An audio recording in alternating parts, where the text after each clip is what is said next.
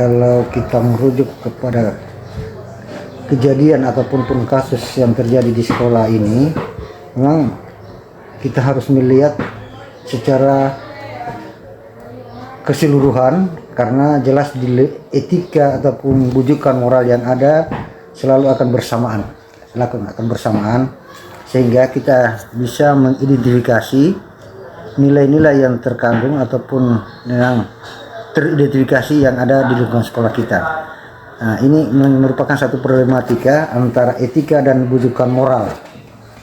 Nah, untuk itu kita melihat kasusnya dulu tentang etika, dalam hal ini misalnya pembawaan karakter baik pada anak-anak maupun pendidik dan tenaga pendidik, karena kita merupakan satu komunitas yang saling berkaitan satu sama lain. Nah, ini yang bujukan moral. Nah, bujukan moral ini kayak dilema ya. Di sisi lain kita harus utamakan etika, di sisi lain juga ada perasaan emosional yang harus kita mempertimbangkan juga. Kita melihat kasus yang terjadi pada anak ataupun pada komunitas dalam lingkungan sekolah itu yang pertama. Nah, jelas kalau kita lihat kasusnya saja, yang utama yang perlu kita tekankan di sini kan kita sudah punya aturan tata tertib, ya kan? Nah, kita berpatokan di sana sehingga kasus-kasus yang kita dapat di sana, walaupun kasusnya tidak terlalu belum signifikan, masih bisa kita tangani secara tatap muka baik dengan anak-anak.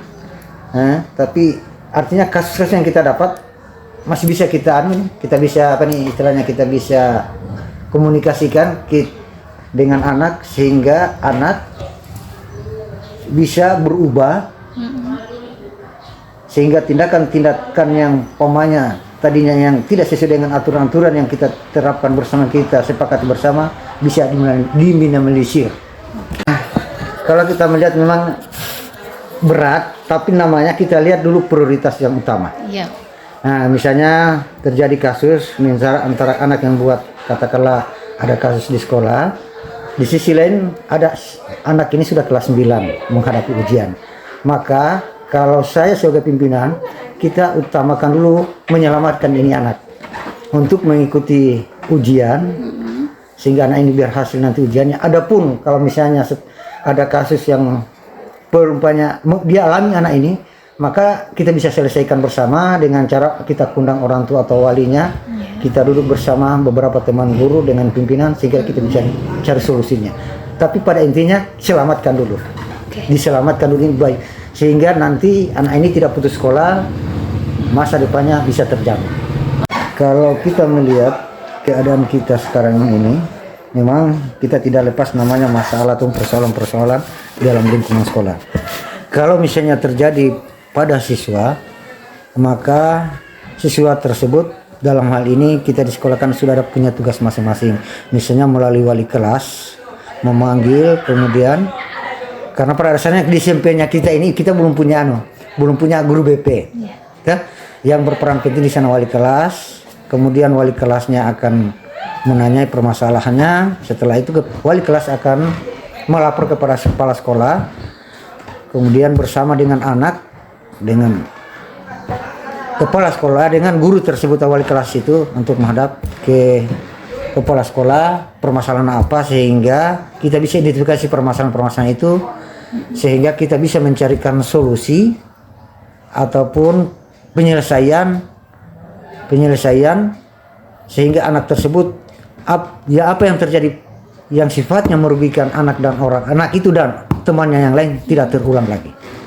Sehingga kedepannya saya sebagai pimpinan meminta pertolongan wali kelas untuk tetap memantau anak tersebut, dibina terus supaya bisa dia bergaul, dia bisa istilahnya tidak ada beban, tidak ada tekanan, tidak ada perundungan istilahnya, sehingga anak itu bisa bergaul dengan temannya yang lain lagi. Untuk kalau siswa. Nah, kalau kasus sebenarnya terjadi pada tenaga pendidikan kependidikan, yang pastinya saya sebagai pimpinan akan melihat dulu, mengidentifikasi kasus apa yang terjadi, kemudian mengundang guru tersebut untuk berwawancara ataupun berdiskusi permasalahan apa yang didapat, sehingga kita bisa cari solusi, sehingga nanti solusi-solusi yang kita dapat kita pecahkan bersama, sehingga peristiwa ini bisa berjalan dengan bagus. Mengingat karena kita satu organisasi atau unit kerja, sehingga apa yang kita sepakati bersama itu yang kita sudah sepakati dan kita rancang atau kita planning, sehingga nanti bisa berjalan dengan baik. Dan mudah-mudahan harapan saya sebagai pimpinan, nantinya kita kerjasama antara guru dan tenaga pendidik, sehingga apa yang kita cita-citakan, apa yang kita gariskan bersama itu bisa berjalan dengan mulus, sehingga tidak ada yang dirugi antara satu sama yang lain. Yang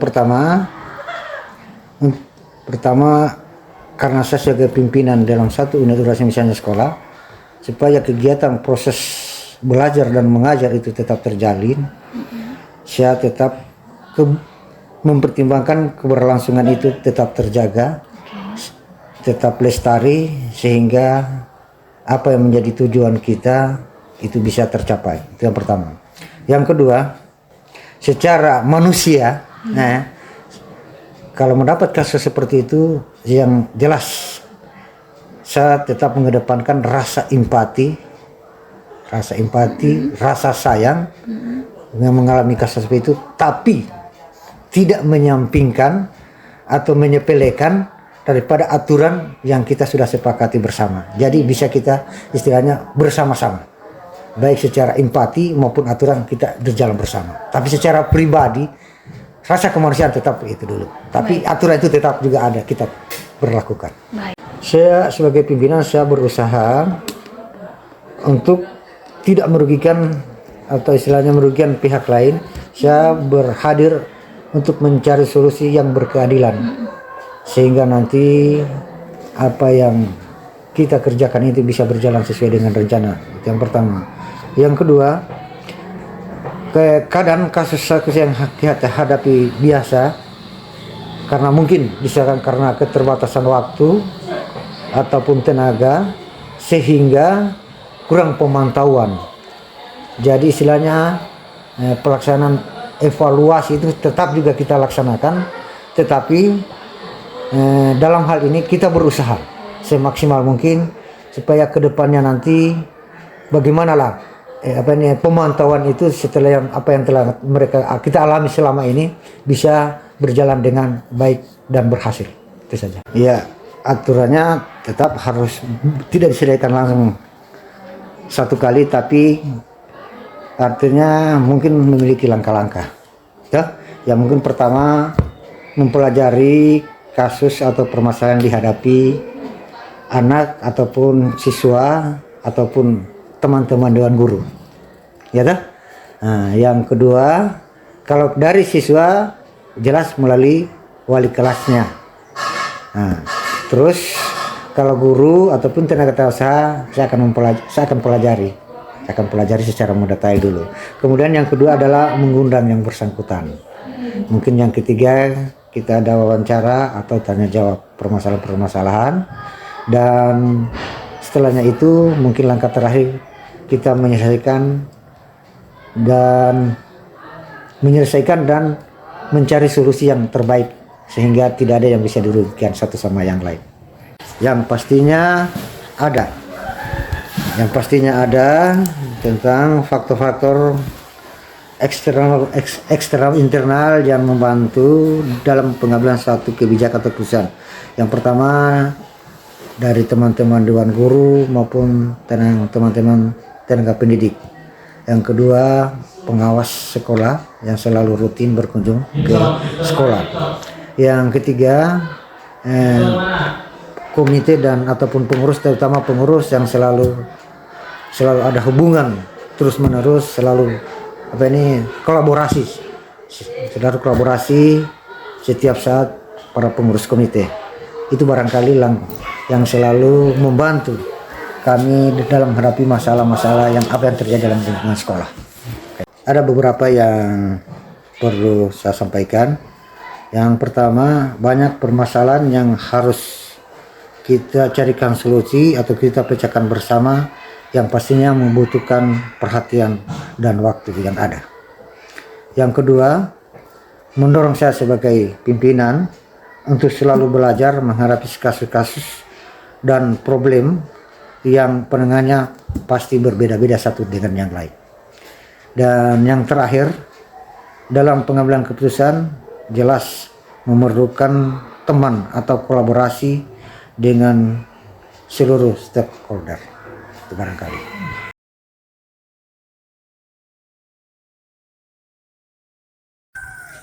Jadi untuk selama ini ya di sekolah saya di SMP 5 ya, SMP 5 Muhammad Salato, untuk mengidentifikasi atau membedakan gimana yang merupakan kasus dilema etika ataupun bujukan moral itu dilihat dari beberapa hal. Misalnya yang pertama, kalau misalnya kita bicara tentang bujukan moral dulu ya.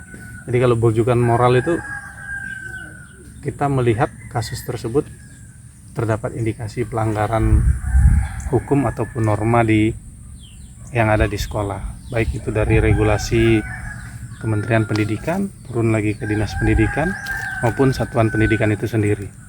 Jadi kalau misalnya di situ sudah teridentifikasi ada pelanggaran, berarti itu sudah termasuk dalam kasus bujukan moral. Sedangkan kalau untuk kasus yang merupakan dilema etika, itu kita bisa melihat dari dua sisi. Misalnya dalam sebuah kasus, apakah dalam sebuah pengambilan keputusan tersebut sama-sama bisa kita anggap benar untuk dilakukan, tergantung dari sudut pandang kita mengambil keputusan sesuai dengan yang kita perlukan bersama atau bisa menghasilkan keputusan yang sama-sama baiknya. Itu menurut saya. Ya, untuk pengambilan keputusan di sekolah saya itu kita itu berpedoman dulu pada aturan-aturan dari Kementerian Pendidikan ataupun lebih bawah lagi yaitu Dinas Pendidikan, dan aturan yang sudah kita sepakati di lingkungan sekolah bersama dengan komite. Jadi kita lihat dulu apakah dalam kasus tersebut ada hal yang bisa kita menjadikan tolak ukur untuk mengambil salah satu keputusan tersebut, di mana keputusan tersebut nantinya akan berdampak ke depannya atau berdampak jauh ke depannya. Karena ini ketika kita tidak mempertimbangkan hal-hal tersebut, itu akan menjadi contoh bagi kasus-kasus selanjutnya, atau mungkin akan menjadi cikal bakal kasus yang sama jika tidak diambil keputusan yang tepat berdasarkan regulasi yang sudah ada. Di luar dari itu kan kita bisa melihat juga keinginan ataupun maksud baik dari sebuah kebijakan. Terima kasih, mungkin itu saja. Ya, untuk langkah-langkah pada kasus untuk kepentingan yang sama mengandung nilai kebijakan itu, prosedurnya kita rapatkan bersama. Jadi maksudnya kita memanggil semua komponen sekolah dan lingkungan sekolah itu. Contohnya kalau lingkungan sekolah kayak kepala desa, adat, ataupun pemuka agama.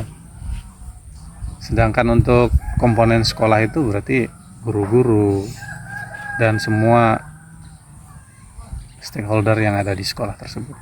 Jadi kita kumpulkan bersama dan perwakilan dari orang tua atau yang kita sebut dengan komite, di mana kita akan melakukan rapat bersama dan menentukan apakah kebijakan itu berdampak baik atau berdampak jangka panjang atau tidak. Ya, mungkin itu saja untuk saya. Ya, jadi hal-hal selama ini yang saya anggap efektif untuk pengambilan keputusan pada kasus dalam kategori dilema etika itu lihat dari kolaborasi atau yang disebut dengan kerja diskusi bersama, di mana itu diwakili oleh beberapa elemen sekolah, sehingga dalam pengambilan keputusan itu kita bisa menimbang apakah keputusan tersebut berdampak baik untuk personal ataupun untuk seluruh warga sekolah, sehingga nanti ketika dalam pengambilan keputusan tidak terjadi yang namanya kesalahan pengambilan keputusan. Ya, jadi hal-hal yang selama ini menjadi tantangan dalam pengambilan keputusan itu adalah dampaknya, dampak dari pengambilan keputusan tersebut. Karena dalam pengambilan keputusan yang berkaitan dengan masalah dilema etika itu sangat sulit untuk kita benarkan, menyalahkan salah satunya, karena dua-duanya itu bisa dianggap benar. Tapi dalam pengambilan keputusan tersebut biasanya yang jadi tantangan itu adalah dampak dari ketika kita mengambil, apakah kita akan mengambil keputusan itu akan berdampak untuk satu orang atau banyak orang. Itu saja yang biasanya menjadi pertimbangan sulit bagi saya. Ya, jadi untuk pertanyaan ini berkaitan dengan jadwal atau waktu yang mungkin ya untuk penyelesaian kasus dilema etika. Jadi kalau untuk saya, dalam penyelesaian kasus dilema etika itu tidak bisa kita lakukan atau langsung diselesaikan di tempat ketika terjadi sebuah kasus, karena seperti yang tadi, pertanyaan yang tadi, kita harus kolaborasi di sini antara semua pihak untuk melihat apakah kasus tersebut bisa kita putuskan dengan cepat ataupun tidak. Sehingga kalau berkaitan dengan jadwal, disesuaikan saja tentang dengan kesiapan semua elemen sekolah. Tidak ada waktu khusus untuk dalam proses penyelesaian masalah dilema etika. Ya, untuk dalam pengambilan keputusan, untuk mempermudah ya atau membantu saya dalam pengambilan keputusan dalam kasus dilema etika itu, yang saya butuhkan bukan cuma seseorang, tapi kan di sini berkaitan dengan kolaborasi, berarti semua komponen sekolah ikut serta. Tapi untuk mempercepat pengambilan keputusan tersebut atau untuk menimbang-nimbang kasus tersebut, kita perlu rekomendasi dari wali kelas, karena wali kelas itu yang sangat dekat dengan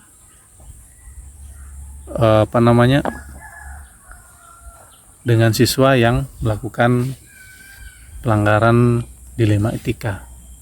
Jadi kalau misalnya kita bicara faktor untuk mempermudah, ya faktor yang mempermudah itu adalah komunikasi semua pihak sehingga kasus tersebut cepat terselesaikan. Ya, jadi untuk pertanyaan terakhir ini, pelajaran apa yang saya dapatkan dalam pengalaman dari pengambilan keputusan dilema etika ini sebenarnya berkaitan dengan hasil jangka panjangnya atau dampak jangka panjangnya. Jadi dalam pengambilan keputusan ini kita tidak perlu terburu-buru, tidak juga berlarut-larut, tapi melakukan tindakan yang tepat, cepat, dan efektif, sehingga dalam pengambilan keputusan itu kita bisa pertimbangkan dampak jangka pendek dan jangka panjangnya, atau bisa melihat apakah keputusan yang kita ambil berdampak untuk satu orang atau untuk semua komponen sekolah, sehingga dalam penanganan kasus yang atau terjadi kasus yang sama lebih mudah untuk ditangani, atau kita berharap untuk tidak akan terjadi kembali. Jadi mungkin itu saja yang bisa